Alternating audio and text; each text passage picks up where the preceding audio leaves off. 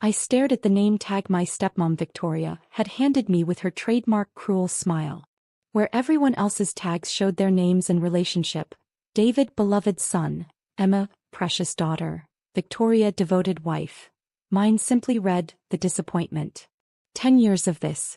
10 years since she'd married my father and systematically worked to erase every trace of my mother and me from his life. 10 years of watching her children get everything while I got nothing but contempt. Well, Victoria raised a perfectly manicured eyebrow. Aren't you going to put it on? It's your father's 60th birthday, dear. We must all be properly identified. I could feel the eyes of other guests on me, relatives, family, friends, business associates, all waiting to see how I'd react. My step-siblings, David and Emma, smirked from their place near the expensive buffet. Victoria. My father's voice carried a weak note of protest. Perhaps that's a bit. Oh, Richard, everyone knows it's true, she laughed, that silvery sound that always preceded her cruelest moments. After all, what else do you call someone who rejected the family business to become a— What is it you do again, dear? I'm a software developer, I said quietly for the 100th time. Right, playing with computers while your father built an empire. She turned to the gathered guests. Richard offered her a position in management, and she turned it down to write little programs in her apartment. If that's not a disappointment, what is? What Victoria didn't know, what none of them knew, was that those little programs had built something far bigger than they could imagine. But tonight wasn't about my success.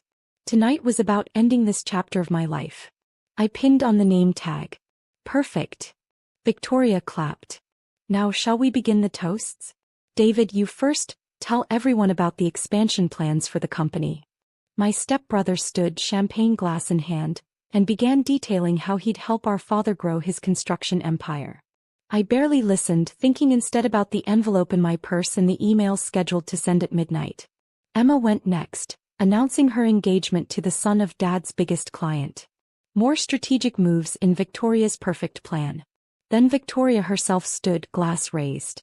To my wonderful husband who gave me everything I dreamed of, including 2 amazing children who make him proud every day. He paused, eyes fixing on me. Well, most of his children anyway. Laughter rippled through the crowd. Dad shifted uncomfortably but said nothing. He never said anything. I thought about my mother who'd raised me alone after Dad's affair with Victoria tore our family apart. Mom who'd encouraged my love of computers, who'd supported my dreams until cancer took her 5 years ago. Who made me promise on her deathbed to never let them break me. The envelope in my purse felt heavier by the minute. Would anyone else like to toast? Victoria asked, her eyes challenging me. I stood slowly, my chair scraping against the marble floor of the luxury hotel's ballroom. The room fell silent. I would. Victoria's smile faltered slightly. In 10 years I'd never challenged her publicly. I raised my glass, looking directly at my father. To Richard Harrison, who taught me the most valuable lesson in life, that sometimes the biggest disappointments come from the people we trust most. Dad's face paled. He knew that tone. It was my mother's tone, the one she'd used the day she discovered his affair. I'd like to make a toast, I continued, my voice carrying clearly through the stunned silence, to the last time you'll ever see me. Now see here. Dad started to stand, but I wasn't finished. I reached for the envelope in my purse.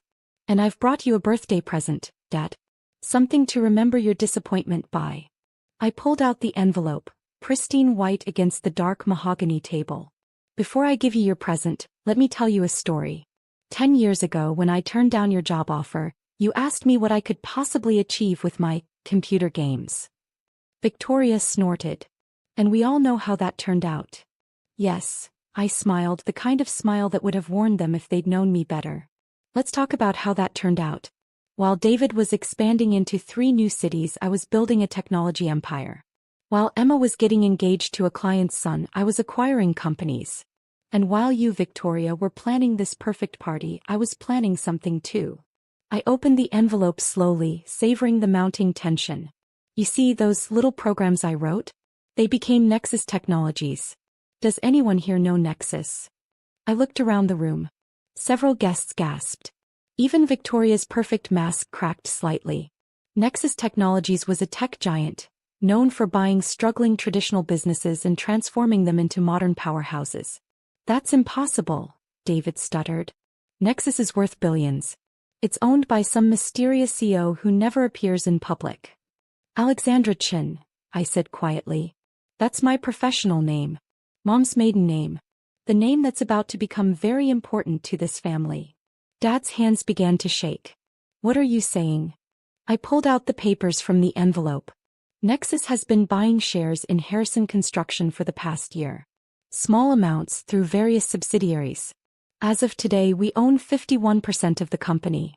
The champagne glass fell from Victoria's hand, shattering on the marble floor. That's not possible, she whispered. Richard owns 60%. Correction, I placed the papers on the table. Richard owns 60%. But when David's expansion plans failed spectacularly last quarter, and he had to secretly sell shares to cover the losses, I turned to my stepbrother who had gone deathly pale. You really should read the names of shell companies before selling to them. David collapsed into his chair. He'd been hiding the failures from Dad, selling shares to maintain the illusion of success. You bought my company? Dad's voice cracked. My life's work. No, Dad. I bought the company you were willing to give to everyone except your daughter. The company you thought I wasn't good enough for. I straightened my name tag. The disappointment just became your boss. Emma let out a small sob. Her fiancé reading the room was already edging toward the door. You can't do this, Victoria hissed. We're family. Family. I laughed. Was it family when you forced me to watch Mom's funeral from the back row? When you told everyone she died of her own failures? When you made me wear this name tag? I pulled out my phone checking the time. In exactly 1 hour the press release goes public. Nexus Technologies' acquisition of Harrison Construction will be business news tomorrow. Along with some interesting audits of David's creative accounting. Please, David whimpered. That could mean jail time. Should have thought of that before falsifying reports to your shareholders. I turned back to Dad. Don't worry, I'm not completely heartless. You can keep your job as a regional manager. David's fired, of course. Can't have criminals in management. Victoria found her voice again. Richard, do something. But Dad just sat there staring at the papers, seeing his empire slipping through his fingers. You know what's ironic? I continued, still standing at the head of the table where silence had fallen like a heavy curtain. If any of you had bothered to Google me even once in the past 10 years, you'd have seen my name in Forbes. 30 under 30. Most influential women in tech. But you were all too busy planning parties and covering up failures to notice. I turned to the gathered guests, many of whom were already reaching for their phones, no doubt looking up Nexus Technologies and Alexandra Chin. Oh, and Emma? I smiled at my stepsister. You might want to hold off on that engagement announcement. Your fiancé just slipped out the door, probably to call his father. You see, Nexus acquired their company last month. We own their construction contracts too. Emma burst into tears, mascara running down her perfectly contoured cheeks. As for your perfect family image, Victoria, I pulled out one final document. The audit revealed some interesting transfers from the company accounts. Personal shopping, spa days, private jets, all charged to Harrison Construction. That's embezzlement. The police have already been notified. Victoria's face, stretched tight from too many facelifts, finally crumpled. Richard, tell her she can't do this. Tell her about family loyalty. Dad looked up at last, and for the first time in 10 years I saw him really see me. Not the disappointment. Not the daughter who rejected his plans. But the woman who had surpassed them all. It's done, Victoria, he said quietly. She outplayed us all. I reached up and slowly removed my name tag.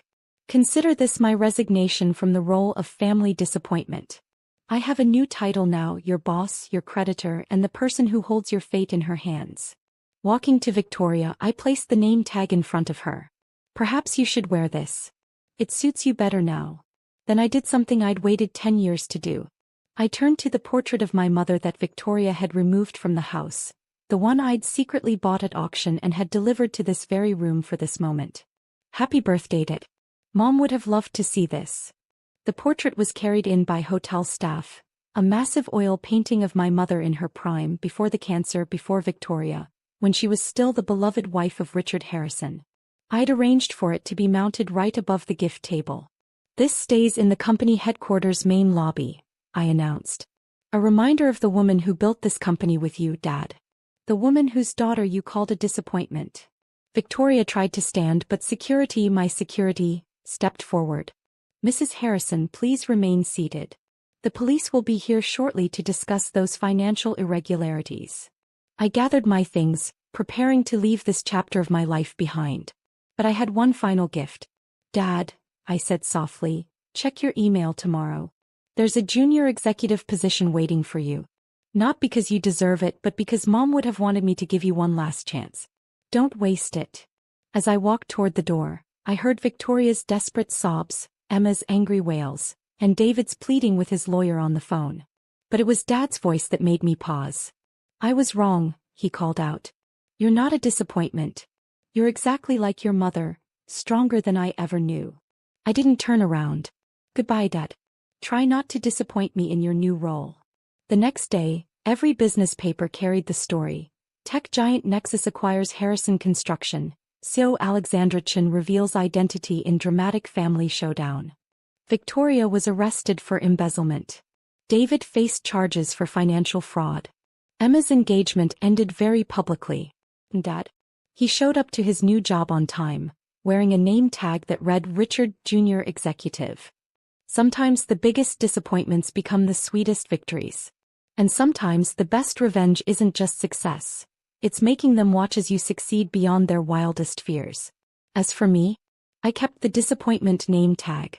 It sits framed in my office under Mom's portrait, reminding me and everyone who enters that labels only have the power we give them. And some disappointments end up running the whole damn show.